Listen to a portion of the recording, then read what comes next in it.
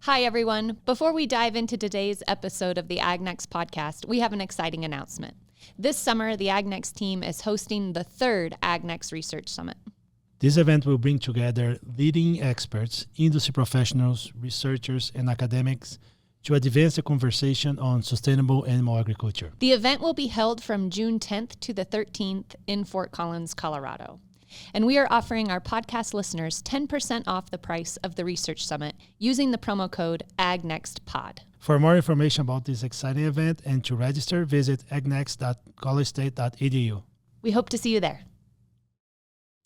Hello and welcome to another episode of the AgNext Podcast, where we are always excited to tell you about what's next from AgNext. Today we are joined by AgNext agricultural economist Dr. Nathan DeLay and Dr. Amanda Countryman, a professor in the Department of Agricultural and Resource Economics at Colorado State University. Let's get into it.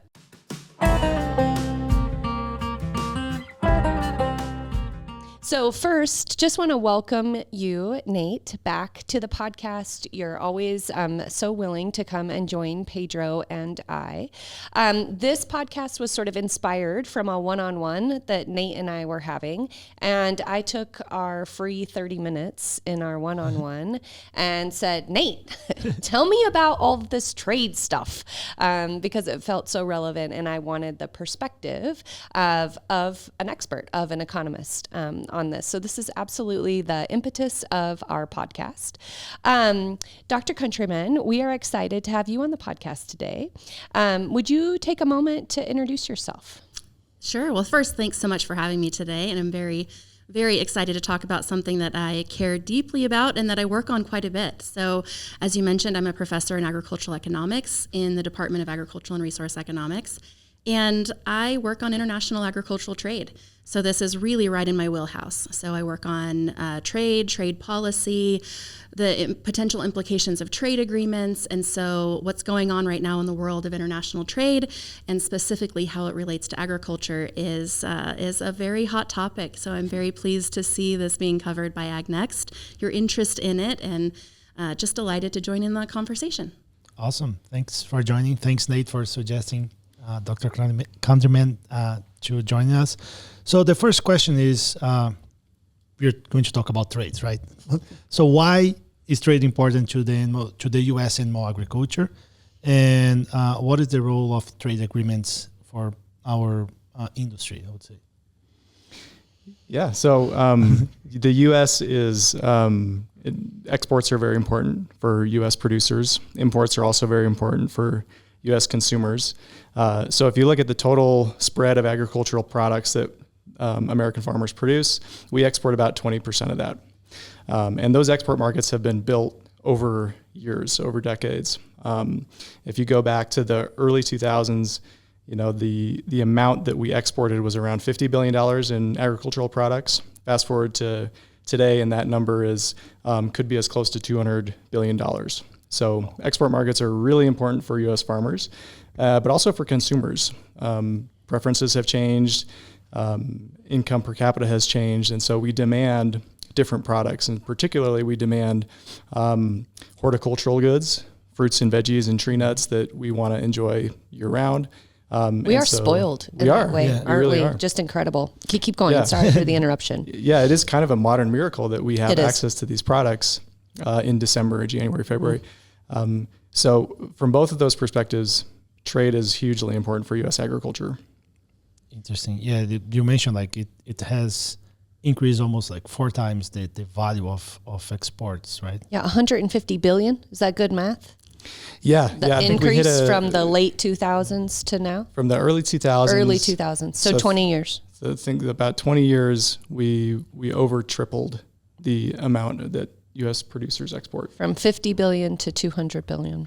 Yeah, I think we hit that record in 2022 at just shy of $200 billion. It's fallen since then a little bit. And actually, if you look at the trend line in U.S. ag exports and imports, they've kind of fallen this same pattern. They've been sort of neck and neck for a long time. And then just in the last few years, we've actually become a net importer of agricultural goods.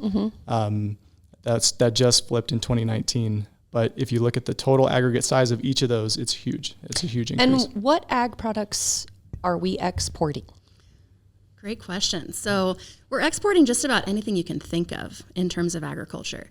And as Nate already said, when we think of U.S. ag overall, so when we think of all U.S. ag production, about 20% of what we produce is exported, but that varies across the different markets that you want to think about. So in livestock production, for example, for beef and poultry, about 15% of what we produce we export.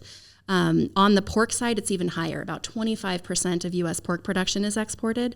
So exports are a really important part of 25% for pork. So it's an important part of domestic production. And the really important thing to think about also is that oftentimes we think about imports as competition, Sure. and that imports potentially being negative or a bad source of competition for a producer. And what's really important, though, is for so many different reasons, imports are also important. So when we think about a U.S. producer, if we talk about, let's just take a beef producer, for example. So if we're a U.S. producer, we have competition from imports from abroad, and the U.S. is the second largest beef exporter in the world, or second largest meat exporter in the world. And Just but we're beside- also just behind Behind Brazil. Brazil's the largest. With a third of the cow herd, something like Is that. exported. No, like I'm just saying, when we talk about sustainability here, they export less, but the size of the herd is much smaller here, sure. so it makes the system way more efficient. and sustainable. That's Yeah, what- sure. That is true. So, but when we think about import competition, even if we just think domestically, imports are important on one hand, because if you're a producer, we have this highly integrated supply chain. So any of the inputs that we use, a lot of the inputs that we rely on, if we think about a tractor and tractor parts, or if we're going to build a new barn and we need inputs to build that facility, a portion of those buildings are going to be imported products. So while we can think about imports in terms of being competition for output, it's also important to think about inputs in terms of imports, which imports allow inputs to be produced more economically. Interesting. The other thing I wanted to add too is that when we think about even just livestock production and meat production, when we consume the majority of the meat that we produce in the U.S., but it's really important to think about the importance of the added value that exports provide for domestic producers, because the majority of the variety meats that we produce in the U.S. are exported. So we can't forget about that. Yeah, Absolutely. if you think about the beef, is also like what is exported versus what is imported. The quality, it's a lot of people import U.S. beef because of the high quality and safety of the product that's produced here, right? So you're probably exporting.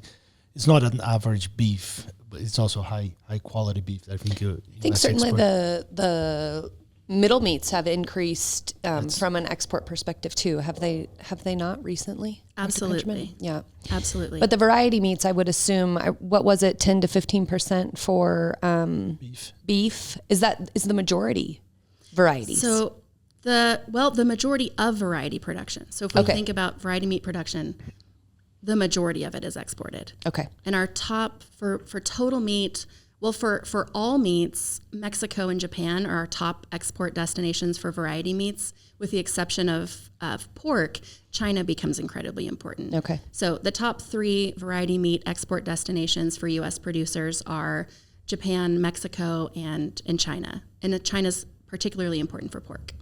Interesting. A lot of trades going on with U.S. agriculture. What is the role of trade agreements? What is a trade agreement, and how can we? Sure.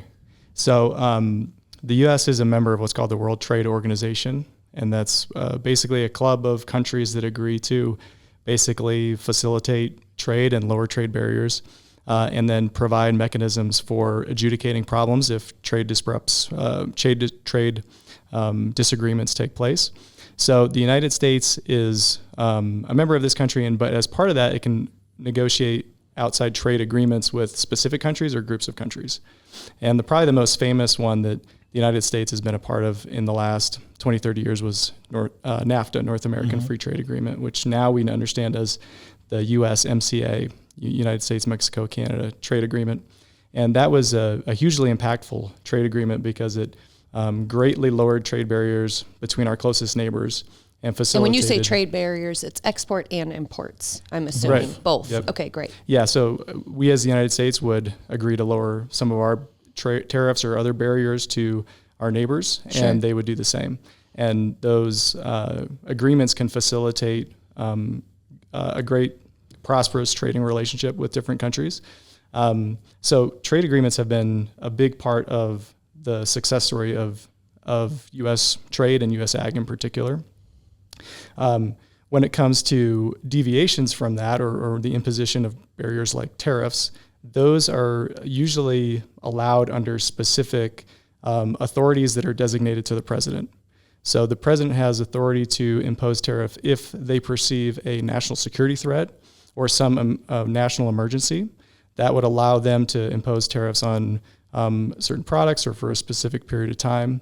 And so that's when we talk about tariffs, we're usually talking about those types of tariffs because that's the avenue that the administration has available to it to impose those tariffs.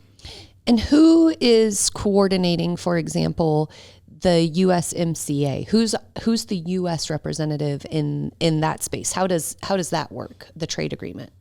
Well, this is probably an area where Amanda's much more well-versed, but so I'll let her field that one. Great question. We'll get back to tariffs. I was just going to say, I promise. wanted to actually talk a little bit about tariffs too, just in general and how they function.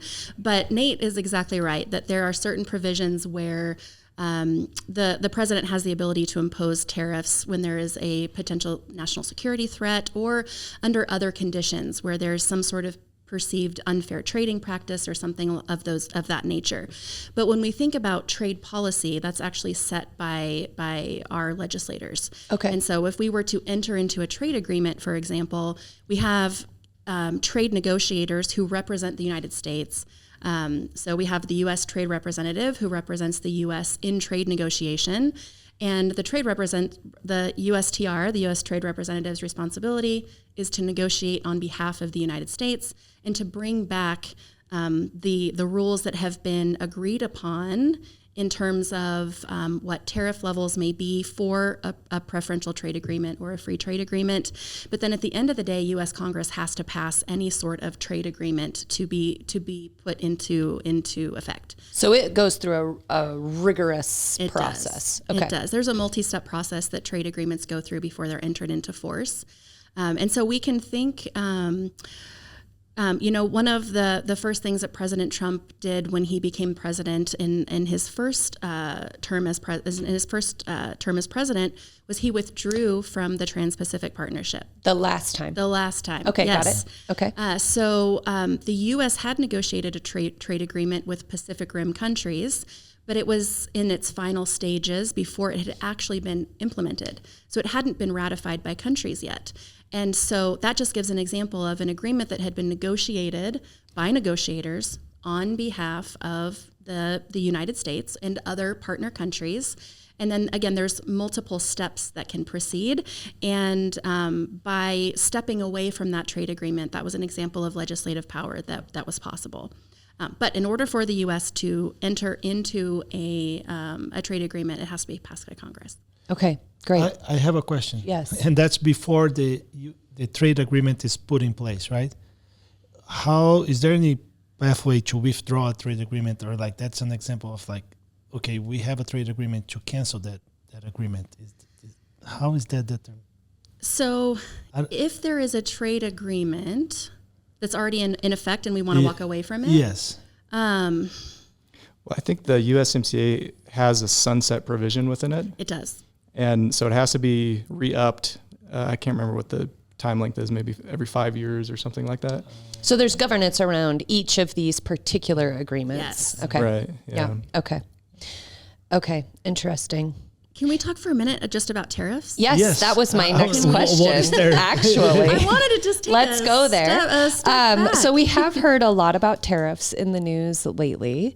And because Pedro and I are both animal scientists, it would just be super helpful if you could start before, and I want to hear all of the good technical researchy stuff. But first, what is a tariff?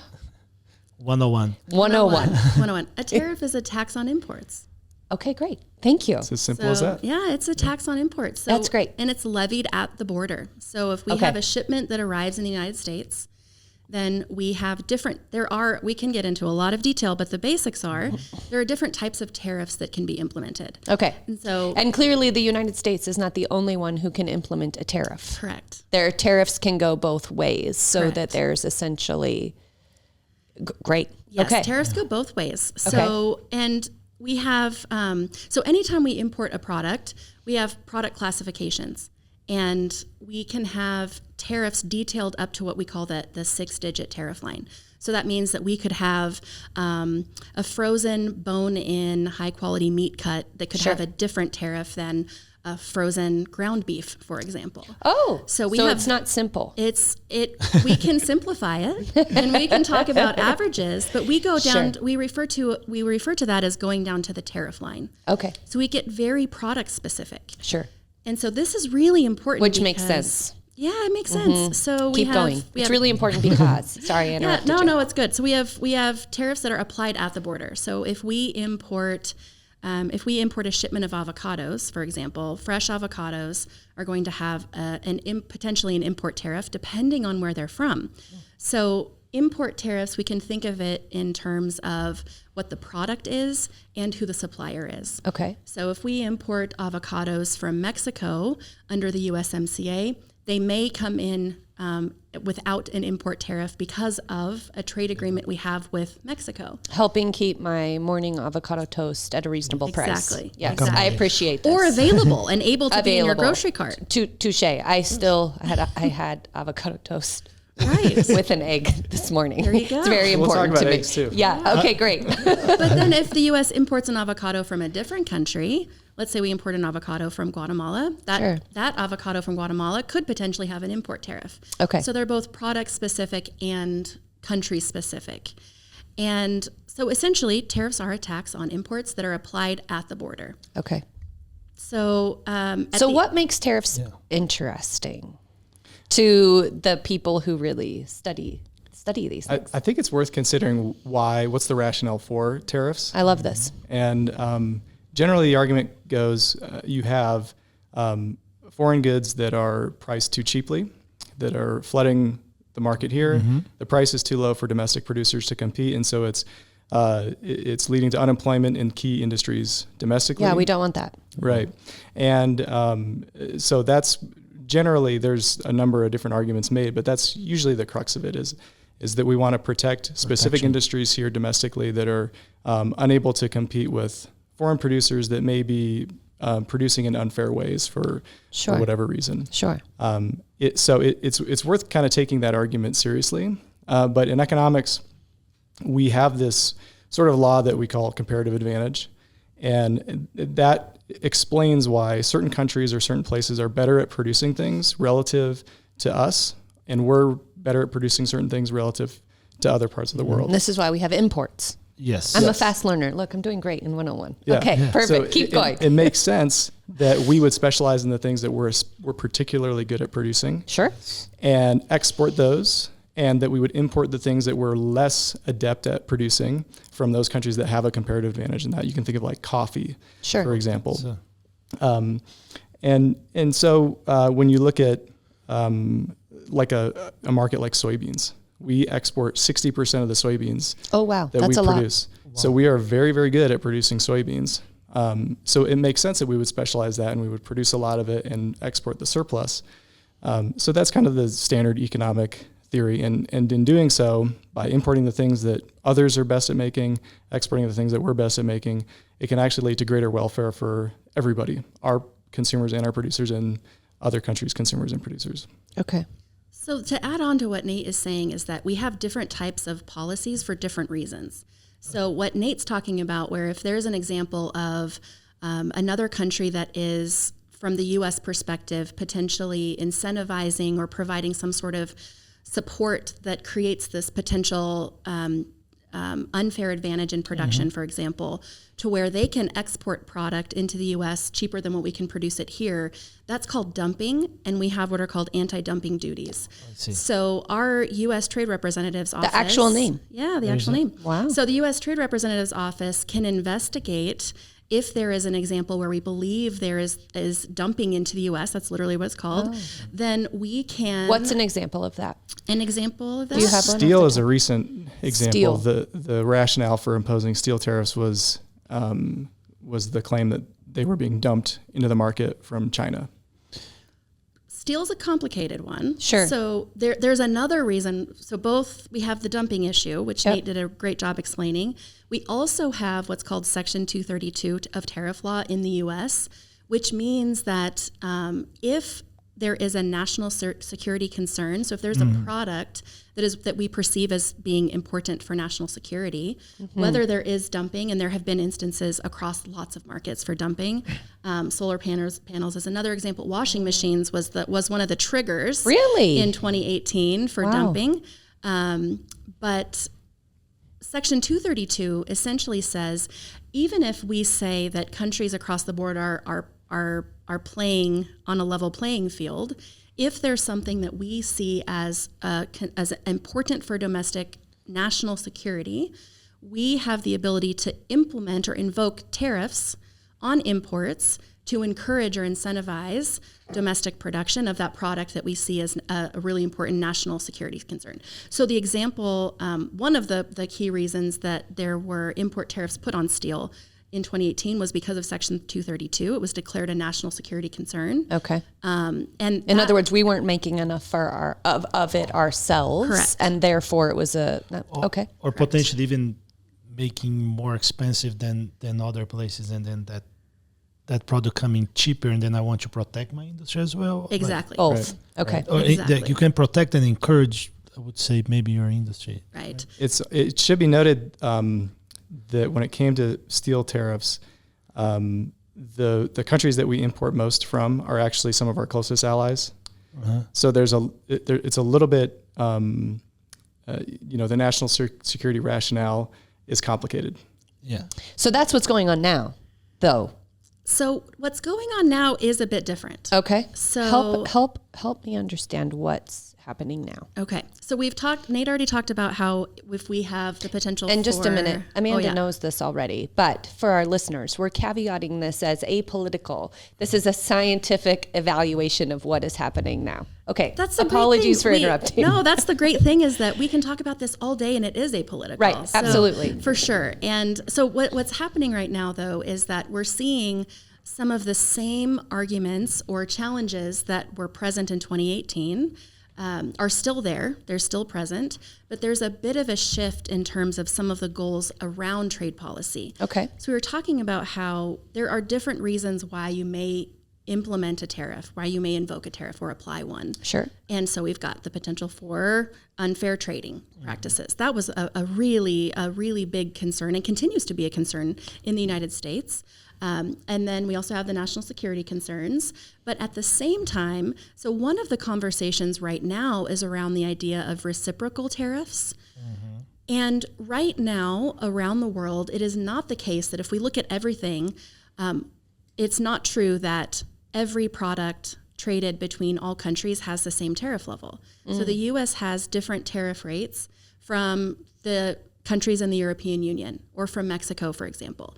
Nate already did a really nice job talking about the World Trade Organization, and there are these agreed upon tariff levels, which are called bound rates. So they're tariff levels that countries within the WTO have agreed not to exceed certain tariff levels unless there is a potentially justifiable reason. But what's really important is that within those bound rates, we have what are called applied rates. So we're saying we agree that we won't impose a tariff above a certain amount, but many countries in the world, especially developed economies, actually apply rates that are quite a bit lower than the agreed upon bound rates. That's called water in the tariff. It's a difference between what you could apply and what you actually do.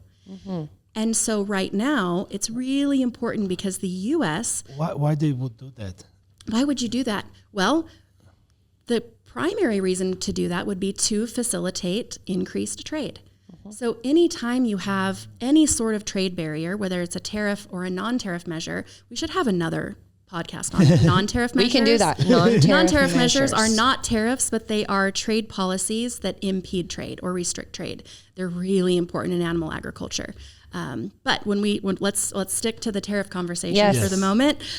So the U.S. has one of the lowest average import tariffs across products. So not just agriculture, but applied rate tariff. Okay. Exactly. So in the U.S., we actually have, on average, very low tariffs relative to the rest of the world. Of products coming products coming in. Interesting. Okay. Yes. And so the U.S. has been a leader in reducing trade barriers over the past several decades. Okay. And so currently there is a conversation about if the U.S. has relatively lower average tariffs, so imports are coming in at a relatively lower average rate than what many of our exports face in the global market. There's a big conversation right now, and Nate did a great job of saying it's important to recognize the fact that a lot of our exports face higher import tariffs than the same products coming from other countries into our country. So it's a challenge that right now part of the conversation is it's a different perspective and saying could there be the potential for us to essentially mirror the trade policies that other countries are imposing on the United States? So that's part of the big discussion. One of the other important things is that tariffs are a revenue generation source. Yes. And so in developed economies, we haven't talked about that a lot until recently because import tariffs had historically been used more by developing economies that don't have the same types of economic infrastructure within their domestic economies. For example, it can be challenging to implement an income tax, for example. Sure. And so oftentimes there has been the case where developing economies would potentially rely on import tariffs as a source of revenue. And the U.S. was no exception. When in the early days of the United States, that's the primary way the United States raised revenue. Great. And, yes. And so what's interesting, though, is over time, a lot of developed economies, so large developed economies around the world, have viewed tariffs as an important way to try to facilitate the integration of economies around the world.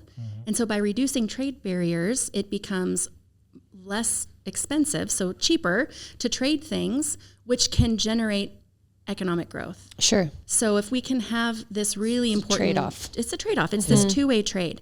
So the other thing, we've heard a lot about the trade deficit recently. We've heard a lot about the trade deficit specifically. The trade deficit looks at what's the value of what we export in the U.S.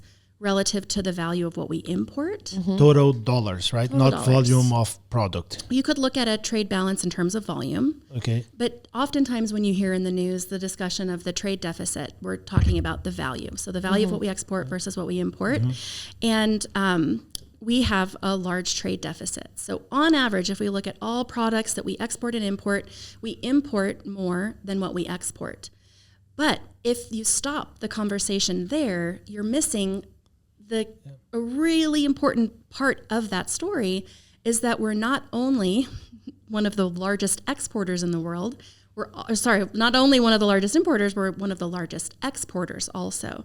So if you look at the total volume or value, the total value of what we export, we're one of the largest exporters in the world. We're also one of the largest importers. So by being able to import this massive variety of goods that we both consume and use as inputs in the production process for whatever product you're talking about, we rely on imports for affordable production, for inputs for production. Sure. Making us more productive. More productive, but also more competitive from an Exactly. export perspective. Okay, interesting. There's a statistic that is important here. Over half of what we import is used as inputs in the production of domestic goods.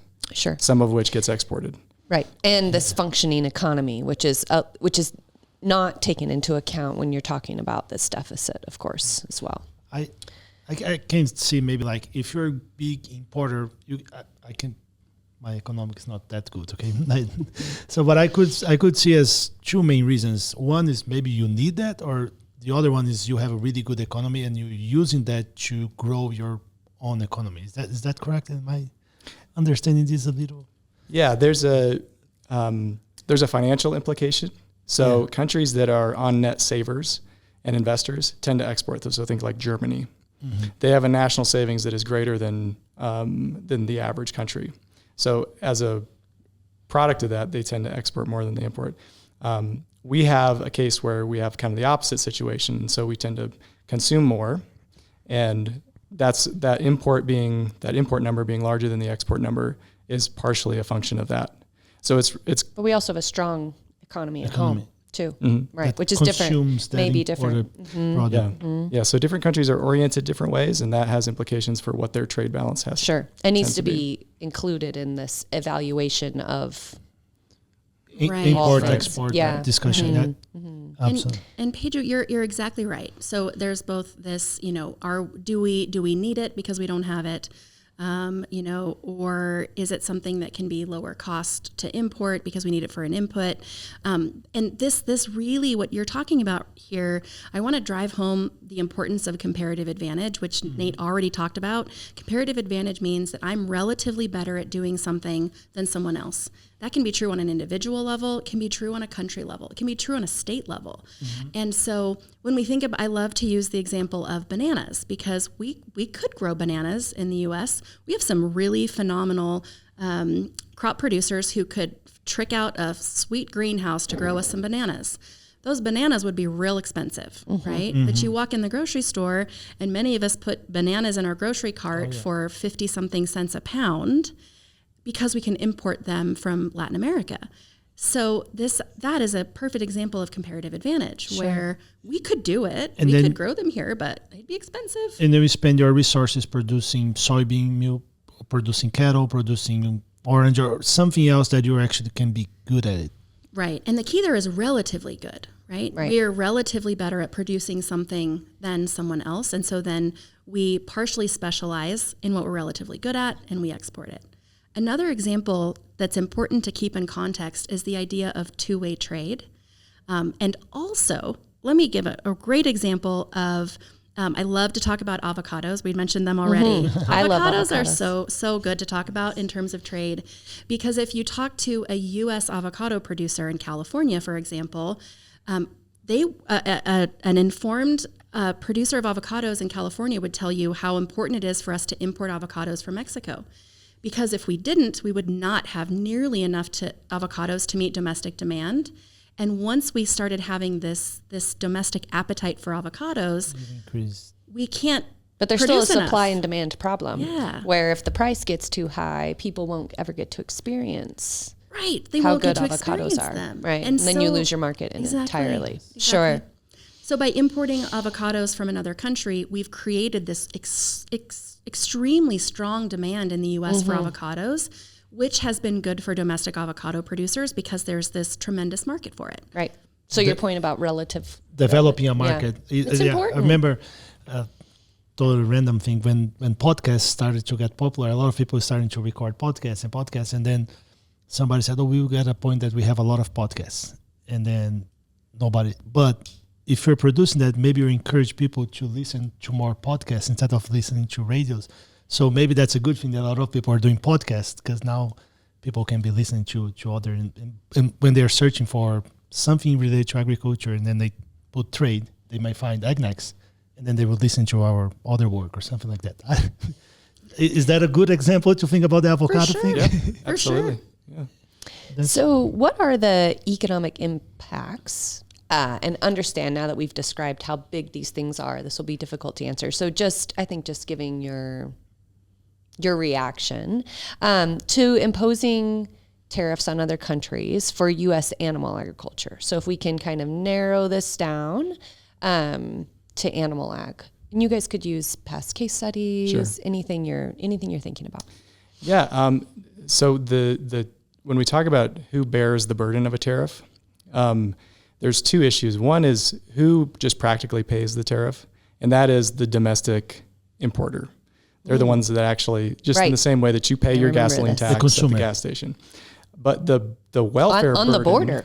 right? the border. That's at right. the border. That's what we learned earlier. 101 at the border. At the border. Yeah. So the importer at the border will actually pay the tariff, but who is burdened in a welfare sense by that imposition of that tariff might actually be shared between producer and consumer. I see. The economics research that's been done on the most recent trade wars have shown that most of the tariff burden gets passed on to the consumer. Oh. In the form of higher prices.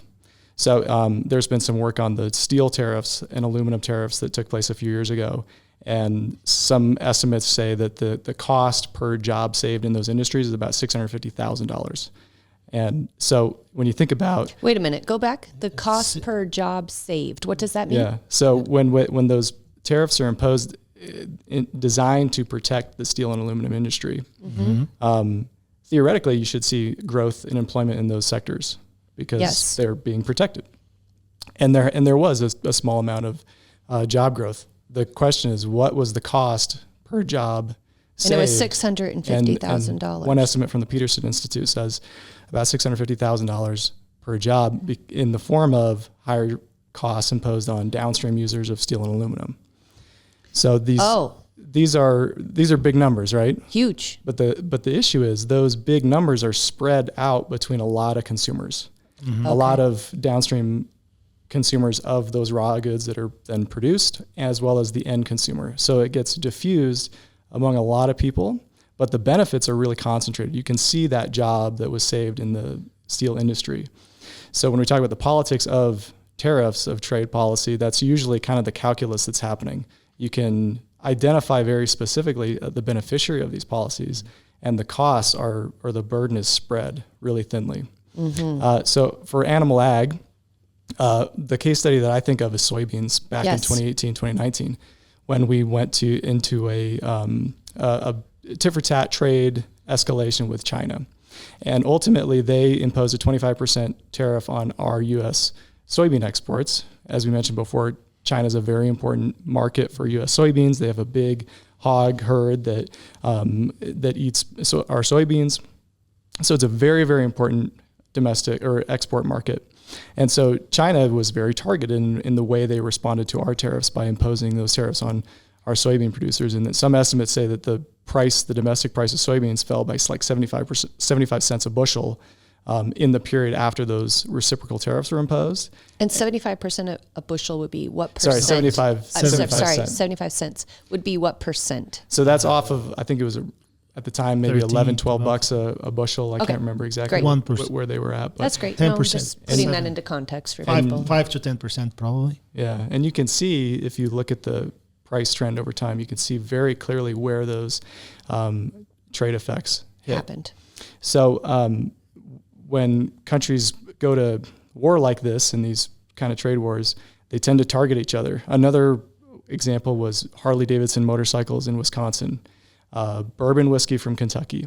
So our trading partners will be pretty exact in how they impose their tariffs, even if we're using a broad-based 25% on everybody kind of measure. But the bourbon from Kentucky was okay. Yeah. That's great. Yeah.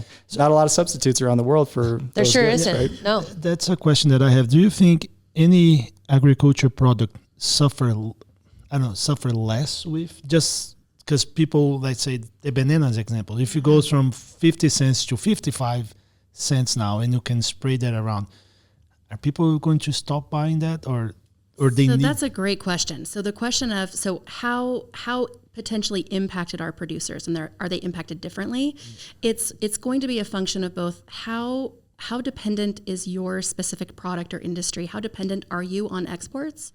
So, for example, if we think about how a potential trade conflict in the future may impact livestock producers or meat producers, if we think about pork producers, I think pork producers are going to be extremely concerned because about 25% of pork production is exported. So they're heavily dependent on exports relative to total production.